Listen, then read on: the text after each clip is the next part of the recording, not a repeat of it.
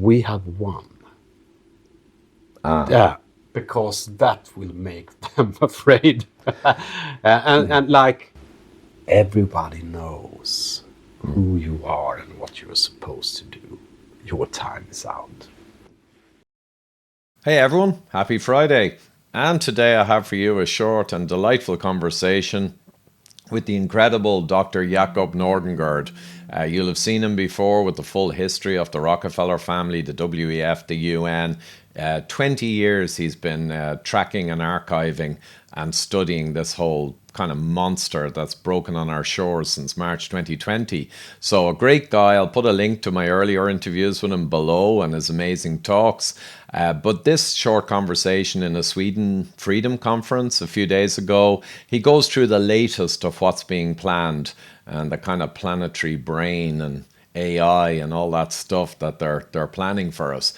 But also the latter half of the interview is full of hope, and he has amazing hope for the future, and so did many of the speakers there in Sweden.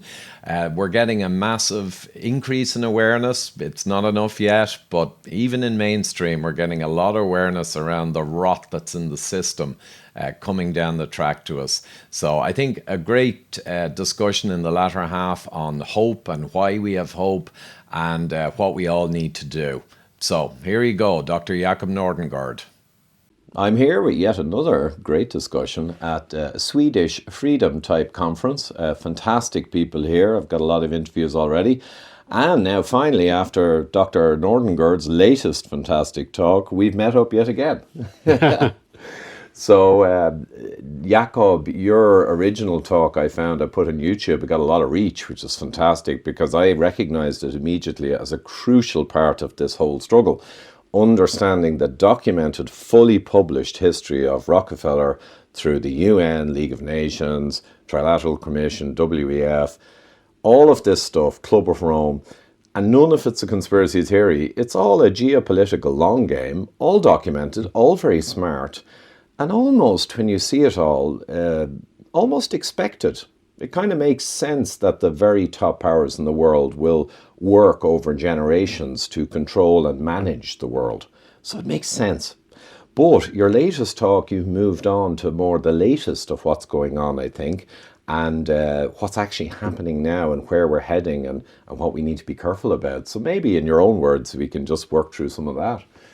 I mean, my latest book is about the futures agenda. Yeah, the book is called The Digital World Brain, and it covers the United Nations, Our Common Agenda.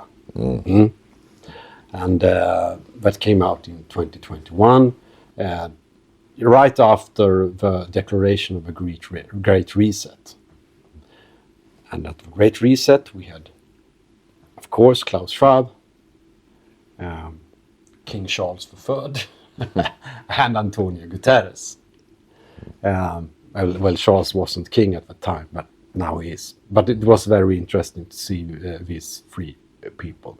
And some months later, this Our Common Agenda was decided that the Secretary General would put together a new report on how to govern the world to cope with future challenges or global challenges. Real or imaginary? Yeah, I mean, it was triggered by the pandemic, of course. I mean, it saw a lot of things that happened after that. So, so I followed this. I've been writing. I mean, this report came out in 2021, and after that, they initiated a high-level panel with the Swedish former prime minister as one of those who were headed this, and a couple of other important people were just supposed to come up with ideas on how to achieve this agenda. And they also have published policy briefs about this at the UN level on certain topics.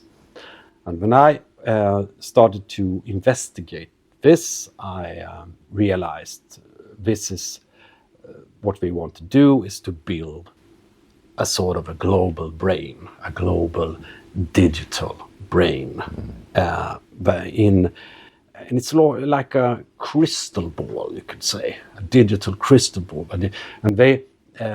It's about that every man and woman and child and every will be a part of this digitized world network, and we will be run through, digital identification, and that's a big part of it. To have a digital ID on every person and every item. It's like creating a huge inventory of everything on the planet, and they think if we have that, we can track everything, and we can also almost look into the future and prevent future events through, analyzing all the data that we gather from all the people and the planet as a whole, and then they can decide the future. That's the idea behind it. It's a very futuristic, megalomaniac plan, I would say. Yeah. It is indeed, and I remember it springs to mind as Maurice Strong in his early days, that corrupt creature. And sitting beside him was an author, you'll probably recall who, but again, a futurist. So at the top table of these massively powerful UN environment quangos and organizations, you've got Maurice Strong, who is a guy working for the Rockefellers, an oil guy, and now he's at the top. He was helped there, of course. But beside him at the top table is a futuristic author. So this kind of futurism and kind of trans stuff, it pervades their whole thing. Yes, yeah. And that is, now we can see it. Before it was kind of, I remember I was made aware of this transhumanistic ideas. It was like 25 years ago during, I was at the university, and I just found this was just, these are just mad people that has deranged ideas. So it was very strange to find out that, we're doing research about European Union later, European Union policy. And I found this, they had these programs where they give a lot of money to emerging technologies development at the European Union, and that's where our money went. Taxpayer money to European Union, and they have these transhumanistic programs, and also the ideas to create this kind of global brain. So it started to pop out after that, and now, and especially after Klaus Schwab came out with his book, The Fourth Industrial Revolution, in 2016. Then it was open for everyone to see.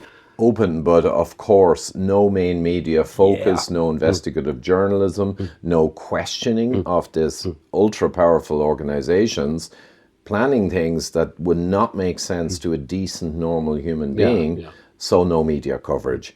And predicting the future, of course, there's no magical stuff about this. If you have all the data and you have AI, you can, of course, predict trends and future trends. But I guess one thing they'll really be interested here is a future trend towards any form of rebellion against this system. So that's probably the primary reason for it. And the broader reason is control. But the real reason is people over time, when they're disenfranchised, when they're losing their lifestyle, their children's futures in this kind of dystopian mess that they're creating, you're going to have people wanting to push back. And this will be useful for that, to prevent that. We talk about a singleton.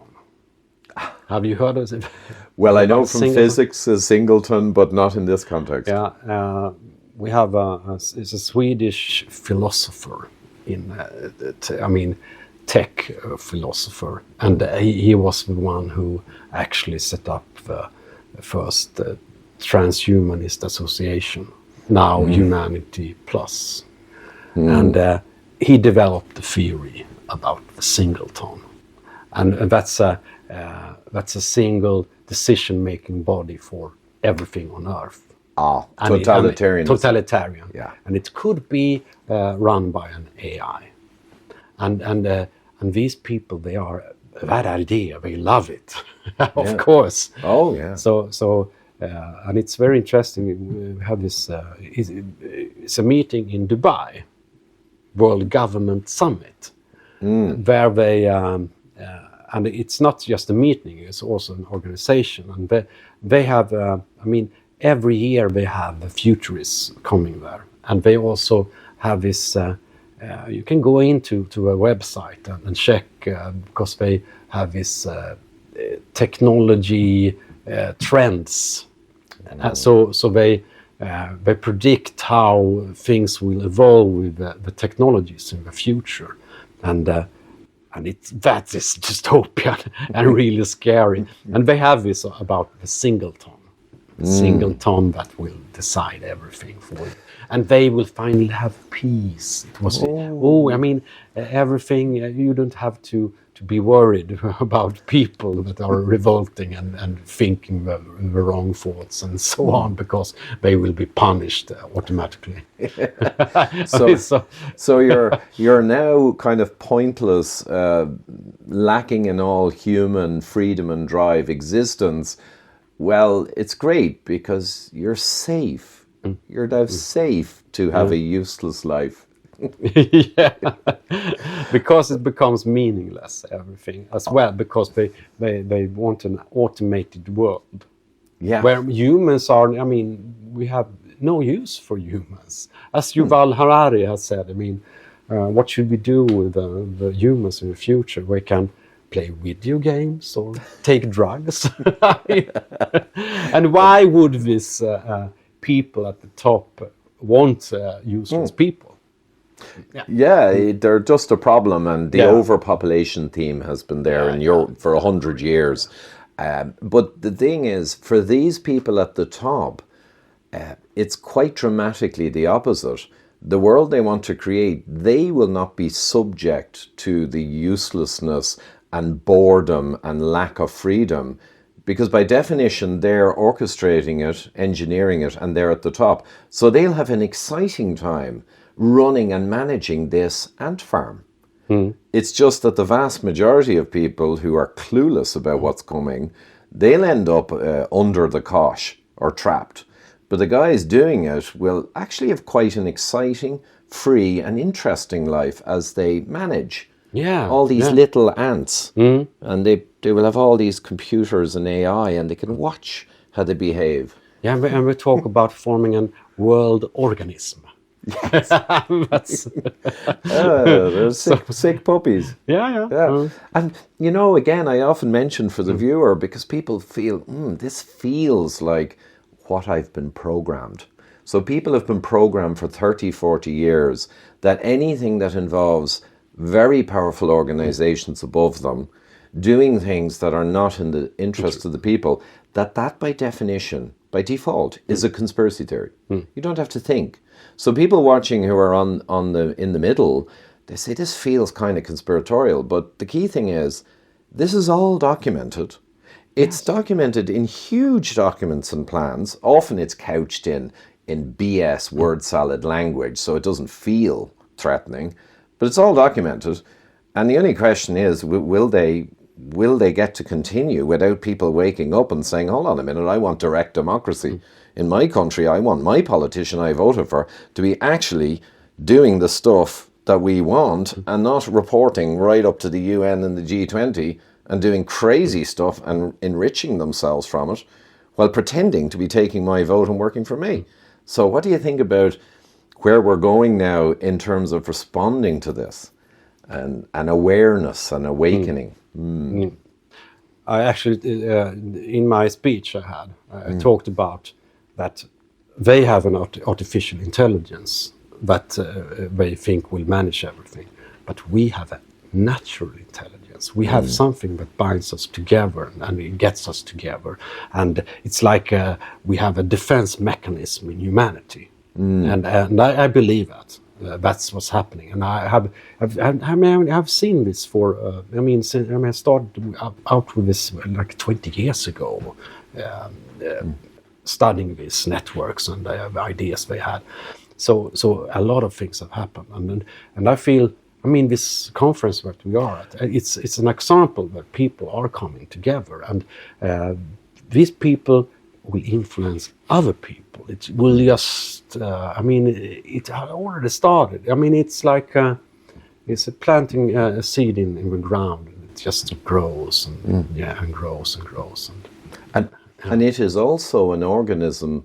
Like they have an artificial organism which will never match humanity's scope and capability, but what you're referring to is a very real evolving organism of immense power and evolutionary history will start growing. Now, that's why I think, and I'll get your opinion on this, I sense that they're racing to cut us off at the past. They're aware of what you said, and they're trying to get in as much legal structure, censorship structure, and technocratic control structure before that blossoms. So it's kind of, it's all to play for, like, I think. Yeah, it's cat and mouse now. I mean, it's but as I say, the truth is biting them in the heels. I mean, it's there. I mean, they can't get away with this. It's impossible. You can't beat truth. I agree in principle. I'm also a bit of a hard-ass corporate realist that the bad guys can win for long periods. Eventually, humanity will bounce back regardless of technocratic control. But it could be some difficult years ahead depending on this knife edge where it falls. Now, Canada, I just saw it yesterday, this morning. Canada's new kind of censorship industrial complex laws, I forget the name, they're really going into place, and now they want to set up a register as part of these new censorship laws for podcasts. Now, this is not like mainstream. This is someone who has a podcast registers with the Canadian government. A podcast, a discussion between a couple of people. Yeah. Whoa, register your podcast. So, I mean, that and many more, they are trying to cut off at the pass. But I agree, I can't see it happening, just my belief in humanity. I can't see them winning. And, I mean, they try to control the digital world. Oh, yeah. We live in the physical world. And we can have meetings with people. And that's the important things to do now, just to talk to neighbors and just, people are more aware when we think. Absolutely. And when I talk to my neighbors and I go to the nearest grocery store, I mean, people, I follow you on Facebook. Good work. So I mean, and it's kind of simple people, but they know. And it will grow. And I think then you'll see an accelerant or an acceleration when so far they are buying off the people. Like in COVID, they threw money at everyone. UBI, Universal Basic Income, will be another thing. We'll give money to the most lazy people and then we'll own them as an army to defend our nonsense because we'll have paid them off. And of course, politicians are paid off in so many ways, not with briefcases of cash anymore, because that's risky. So you pay them off with, you'll be looked after. You'll get a UN role. It's technically not illegal. So they're doing all of this, but ultimately, when the people begin to suffer, and even with COVID lockdowns, children suffered, we all suffered, but not in a big way. But when the masses begin to feel what you describe, impinging and closing in on them, that's when you'll get the real rise. Yes. I think. Yes. The paperclip occurs to me. I found out about it yesterday. I'm not sure if you saw someone mention it last night. It was late. There's a new movement from Norway. The binders. Binders. Yeah. Yeah. And I was in Stavanger in this at their conference. So. Very good. And just for the listeners, it's a great idea. And you simply take a paper clip and you slide it on your lapel. And obviously you're not making a big offensive statement like my T-shirt with a full-grown sheep with a blue mask on it. No, it's not quite that obvious. But you put the paperclip, and then everyone likewise knows, oh, there's a good man or a good woman. There's a person of principle who knows there's something wrong. And it actually, no one mentioned it, but I remember from my World War II kind of studies that, or wasn't it was Czech Republic, I think, during the Troubles when they were trying to get free. There was a thing called the resistance movement, and they put a resistor, you know, the electronic device, a resistor on a circuit board. You just simply put one into the wool of your jacket, a little resistor, resistance. And they could not punish you for it. And yet it infuriated them because all these resistors were saying a message, but you couldn't quite, you know, arrest someone. Exactly. Oh, I was working on my circuit board. Oh, look, it got caught. So I love the paperclip idea. So if nothing else, think about supporting that. So any, I know you have to get back to the conference, but any other key, there's key things that occur to you in this? I think we've covered the essence here of what's coming. Any further thoughts before closing? About... our challenge in general, or... But thing is, I have big hope. Oh, yeah. Yeah, I feel that now. And I think it's very important that we express this. Yes. We have won. Yeah, because that will make them afraid. And like, everybody knows who you are and what you are supposed to do. Your time is out. Yeah, there is a growing awareness, and it's very hard to stop that. And the other thing, just to your point, it's very scary when you're running a massive scam for nearly a century and it comes to fruition, but then for the first time, a lot of people start realizing it because you've been able to be completely comfortable in the shadows. Yeah. But now when you... But now, I mean, they got a problem. Open. Yeah. Yeah. Exactly. Now you can see what we're doing. And you can't unsee this. Exactly. And it may make them rash. Yes. Yes. Yeah. And that's every move I make now will more expose them. And being more watched. And more people will wake up and understand. And in proof points, they have demonstrated failure and misjudgment. Monkeypox, they really pushed. Tedros overruled the WHO panel that said it's not an emergency, guys, because clearly it was nothing. He overruled it and said international emergency, and it collapsed in comically. It was a farce. And then a month ago, I'm sure you of course noticed, all the media in the world suddenly started talking about variants. It's like, what? And they actually had a go. Can we get a little bit of an organ grinder's monkey, a COVID nonsense going? And it didn't work. And then all the media backed away. So they've had false starts. Yes. And it's beginning to get much more tricky for them, which is good for us. Yes. Good man, Jakob. Great Thank stuff. You very much. Thank you. Yeah. What a lovely man, eh? And just a big thanks as always to my Patreon and PayPal supporters and anyone else who can jump on board and give a little support. Hugely appreciated. I got to cover my own costs, you know, going to Sweden and going to the UK in a couple of weeks' time. And to get the interviews, do all the work, you know, it needs support. So huge thanks to everyone supporting me and anyone else who can help out a bit, because this investigative journalism, particularly of a technical nature that is required to decode the madness that's going on in the world, I really feel, and I hope you agree, it has to be carried out. The mainstream media is a fire hose torrent of misinformation and nonsense because it's been largely purchased by the advertisers and all the bad guys over the last 20 years. So we do need this to give us hope, to get the messages out, the information, so people can lobby their politicians, lobby their media, and start getting us back to reality. If we don't get back to reality, the future for the children, the grandchildren, everyone is in peril, no question about it. But as you heard there at the end from Dr. Nordangard, there is a lot of awakening. I'm doing my bit insofar as I can to help with that. And many more great people are too, like Jakob and the others there in Sweden, and so many more. So if you can support, really appreciate it. If you can't, that's okay too. Maybe you can help by sharing, subscribing, etc. And do your part to save the world. Thank you.